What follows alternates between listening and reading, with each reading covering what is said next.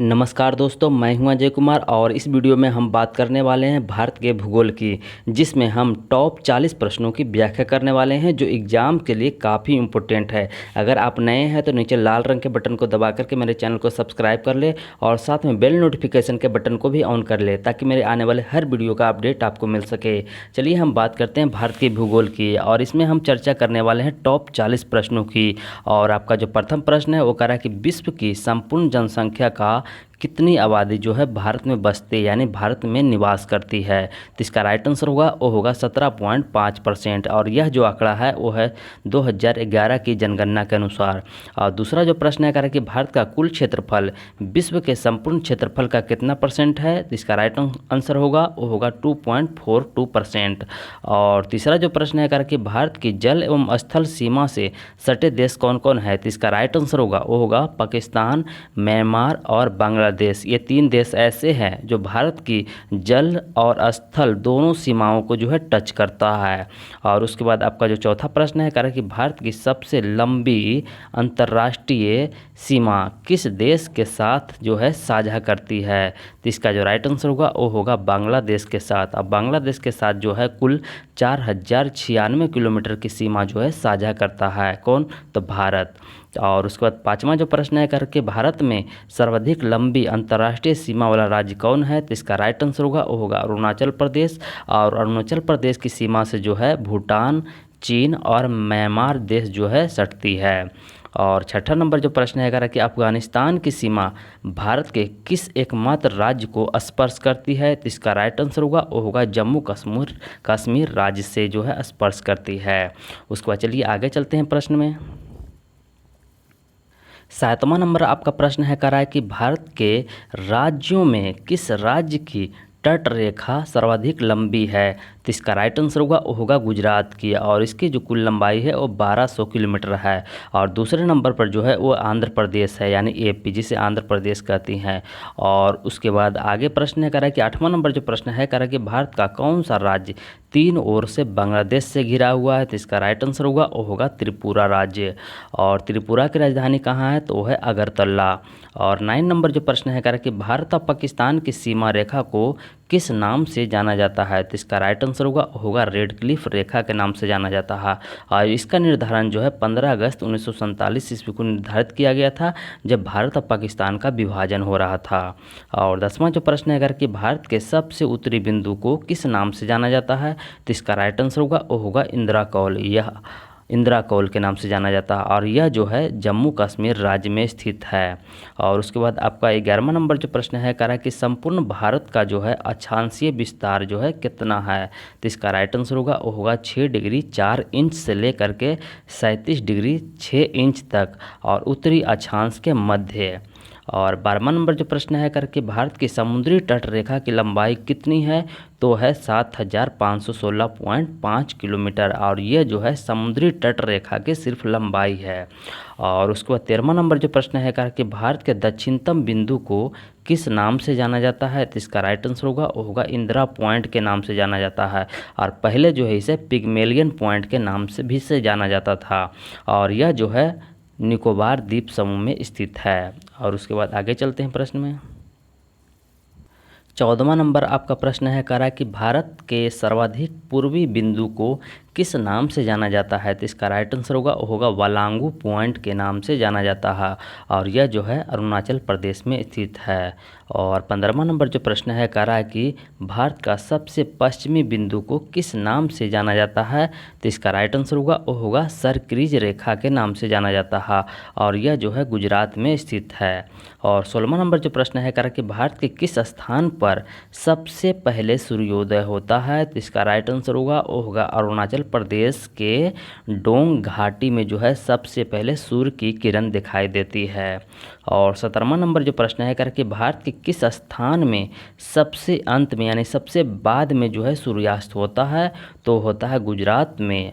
और गुजरात राज्य के जो है गुहार मोती में जो है सबसे अंत में जो है सूर्य की किरणें जो है छिपती है। और ऐसे आपको बोला जाए कि भारत के किस राज्य में जो है सबसे अंत में सूर्योदय होता है यानी सबसे अंत में सूर्यास्त होता है, तो होता है गुजरात में। ऐसे आंसर यही रहेगा। और ऐसे इसे डिटेल से जानने के लिए आप गुहार मोती मोती को लिख सकते हैं। और आपको पूछ दे कि भारत के किस राज्य में सबसे पहले सूर्योदय होता है, तो होता है आपका अरुणाचल प्रदेश राज्य में। और उसके बाद चलिए 18वां नंबर प्रश्न की बात करते हैं। 18वां नंबर जो प्रश्न है कि भारत का सबसे निकटतम समुद्री पड़ोसी देश कौन है, तो है आपका श्रीलंका। और दूसरा जो निकटतम पड़ोसी देश है वो है आपका इंडोनेशिया।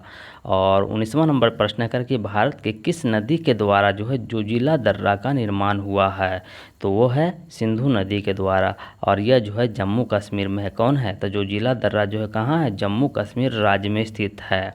और 20वां जो है प्रश्न कि भारत के सिक्किम में जयलेपला दर्रा का निर्माण जो है किस नदी के द्वारा हुआ है, तो हुआ आपका तीस्ता नदी के द्वारा। और सिपकिला दर्रा जो है हिमाचल प्रदेश का है। और यह इसका निर्माण यानी कहने मतलब सिपकिला दर्रा का निर्माण जो है किस नदी के द्वारा हुआ, वो हुआ है सतलज नदी के द्वारा। और सिपकिला दर्रा कहाँ है, तो वह है हिमाचल प्रदेश में। ये आपको याद रखना है, बहुत ही इंपॉर्टेंट प्रश्न है। अगर जो जिला दर्रा पूछे तो जम्मू कश्मीर, और पूछ दे जयलेपला तो जयलेपला कहाँ है, सिक्किम में है। अगर पूछ दे सिपकिला तो सिपकिला हिमाचल प्रदेश में है। ये आपको याद रखना है। और उसके बाद चलिए आगे चलते हैं प्रश्न में। 21वां नंबर आपका प्रश्न है, कह रहा है कि भारत की सबसे लंबी सुरंग जिसे जवाहर सुरंग के नाम से जाना जाता है, और यह जो है किस दर्रे में है, तो इसका राइट आंसर होगा वो होगा बनिहाल दर्रे में। और यह जो है जम्मू कश्मीर में पड़ता है। आपको ये भी पता होना चाहिए कि भारत की सबसे लंबी सुरंग कहाँ स्थित है, तो है जम्मू कश्मीर में। आपका प्रश्न यहाँ पूछा जा रहा है कि किस दर्रे में है, तो है बनिहाल दर्रे में। और 22वां नंबर जो प्रश्न करा कि कौन सी दर्रा श्रीनगर को गिलगित यानी बलूचिस्तान से जोड़ती है, यानी गिलगित बलूचिस्तान से जोड़ती है, जो पाकिस्तान के अंतर्गत आता है। और यह जो जोड़ता है बुर्जिल दर्रा जो है जोड़ता है किनको, तो श्रीनगर को गिलगित बलूचिस्तान प्रांत से जोड़ता है। और 23वां नंबर जो प्रश्न है कि भारत का सबसे ऊंचा दर्रा को किस नाम से जाना जाता है, इसका राइट आंसर होगा काराकोरम दर्रा के नाम से जाना जाता है। और यह जो है जम्मू कश्मीर राज्य में स्थित है। और इसकी जो ऊंचाई है कुल 5624 मीटर इसकी ऊंचाई है। और 24वां नंबर आपका प्रश्न करा कि भारत में दक्षिणी अंडमान को जो है लिटिल अंडमान से कौन अलग करता है, तो इसका राइट आंसर होगा डंकन पैसेज, यानी डंकन पैसेज या इसे पास भी कह सकते हैं। और उसके बाद चलिए 25वां नंबर प्रश्न की बात करते हैं। आपका 25वां नंबर प्रश्न है कह रहा कि बंगाल की खाड़ी में स्थित अंडमान निकोबार द्वीप समूह में जो है द्वीपों की संख्या कितनी है, तो है छोटे बड़े कुल मिलाकर के 204 द्वीप है। अगर पूछ दे प्रश्न अंडमान निकोबार द्वीप समूह किस सागर में है, तो है आपका बंगाल की खाड़ी में। और इस तरह से प्रश्न पूछे ही जाते हैं। और 26 नंबर जो प्रश्न करा कि अरब सागर में स्थित लक्षद्वीप समूह में जो है द्वीपों की संख्या कितनी है, तो है आपके कुल मिलाकर के 36। और प्रश्न इस तरह से भी पूछा जाता है कि लक्षद्वीप समूह जो है किस सागर में है, तो है आपका कौन, अरब सागर में। ये आपको याद रखना है। और 27वां नंबर जो प्रश्न कराया है कि भारत में क्षेत्रफल की दृष्टि से सबसे बड़ा केंद्र शासित प्रदेश कौन है, तो है आपका अंडमान निकोबार। और इसकी जो कुल मतलब विस्तार है वो है 8250 वर्ग किलोमीटर है। और उसके बाद 28वां नंबर प्रश्न की बात करेंगे।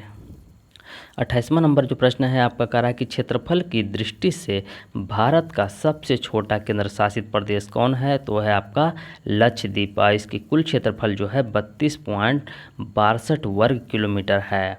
और 29वां नंबर जो प्रश्न करा है कि क्षेत्रफल की दृष्टि से भारत का सबसे छोटा जिला कौन है, तो है आपका थारवाल जिला। और इसकी जो कुल क्षेत्रफल है वो 507 वर्ग किलोमीटर। और यह जो है किस राज्य में है, वो है मणिपुर राज्य में स्थित है। और 30वां जो प्रश्न करा कि भारत के संपूर्ण क्षेत्रफल के कितने प्रतिशत भाग पर जो है ऊंचे पर्वत श्रृंखलाएं स्थित है, तो वो है आपका 10.7% भाग पर।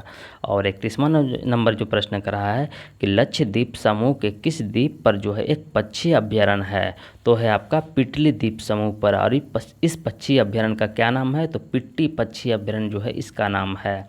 और उसके बाद आगे प्रश्न है कह रहा है कि भारत का एकमात्र सक्रिय ज्वालामुखी द्वीप जो है वो कौन है, तो वो है आपका बैरन द्वीप। अब बैरन द्वीप कहाँ है, तो वह है आपका अंडमान निकोबार द्वीप समूह में। और अंडमान निकोबार द्वीप समूह कहाँ पड़ता है, तो पड़ता है आपका कहाँ, बंगाल की खाड़ी में। ये आपको याद रखना है। और 33 नंबर जो प्रश्न करा कि कोसी नदी की प्रवाह तंत्र अरुण नदी को तिब्बत में क्या कहा जाता है, तो इसका राइट आंसर होगा पंगचू कहा जाता है इन्हें।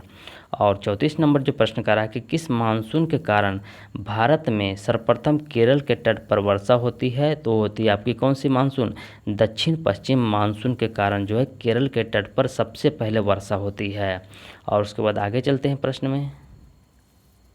35 नंबर आपका प्रश्न है, कह रहा है कि इसमें कि तमिलनाडु के तटों पर जनवरी फरवरी के महीने में किस कारण से वर्षा होती है, तो होती है आपकी उत्तरी पूर्वी मानसून, जिसे लौटती हुई मानसून के नाम से भी जाना जाता है। और 36 नंबर जो प्रश्न करा है कि गर्मी के दिनों में पश्चिम बंगाल में बहने वाली गर्म हवा को क्या कहा जाता है, तो कहा जाता है क्या, काल बैसाखी के नाम से जाना जाता है। और ये प्रश्न जो है काफ़ी बार पूछे जा चुके हैं। और 37 नंबर जो प्रश्न है करके भारत में प्रथम हरित क्रांति की शुरुआत कब हुई थी, तो हुई थी आपकी 1967-68 ईस्वी में, और यह जो है डॉक्टर MS स्वामीनाथन के द्वारा आरंभ किया गया था।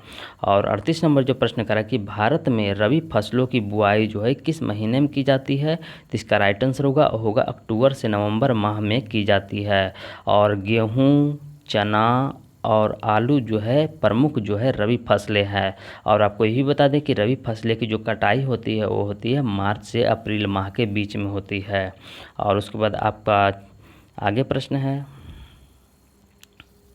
39 नंबर जो प्रश्न कर रहा है कि भारत में करीब यानी खरीफ, यहाँ खरीफ होना चाहिए, खरीफ यानी भारत में जो है खरीफ फसल की बुआई जो है किस महीने में की जाती है, तो इसका राइट आंसर होगा जून से जुलाई माह में जो है खरीफ फसल की बुआई हो जाती है। और आपको यही बता दें कि धान हो गया, ज्वार और बाजरा, ये सब खरीफ फसल के उदाहरण है। और ये इसकी जो कटाई होती है नवंबर से दिसंबर माह के बीच में हो जाती है, किसकी, तो खरीफ फसलों की कटाई। और 40वां नंबर जो प्रश्न करा कि भारत की